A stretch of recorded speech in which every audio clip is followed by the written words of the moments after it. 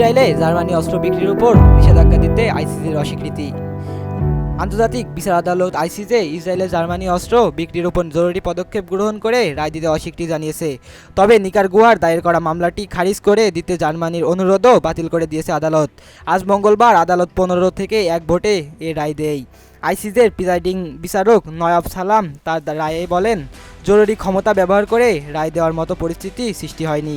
তবে 16 সদস্য বিশিষ্ট আদালত জানায়, তারা নিকারাগুয়ার দায়ের করা মামলাটি নিয়ে উভয় পক্ষে বক্তব্য আরও শুনব।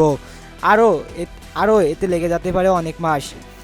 সালাদ বলেন, আদালত গাজা উপত্যকায় ফিলিস্তিনদের জীবনযাপনের বিপর্যয় অবস্থা উদ্বিগ্ন, বিশেষ করে খাবার এবং অন্যান্য মৌলিক প্রয়োজনীয় সামগ্রী থেকে ব্যাপকভাবে তাদের বঞ্চিত করার কারণ উদ্বিগ্ন।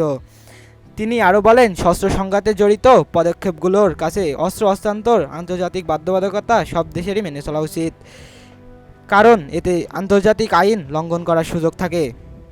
উল্লেখযোগ্য, জার্মানি হলো ইসরায়েলের অন্যতম সামরিক সম্ভাব্য রপ্তানিকারক দেশ। নিকারাগুয়ার আদালতে দায়ের করা মামলার অভিযোগ করে যে জার্মানি দেওয়া অস্ত্র গণহত্যায় ব্যবহৃত হচ্ছে। জার্মানি এই অভিযোগ অস্বীকার করে। জার্মান পররাষ্ট্র দপ্তরের অফিস এক্সে আইসিজের রায়ের স্বাগতম জানিয়েছে।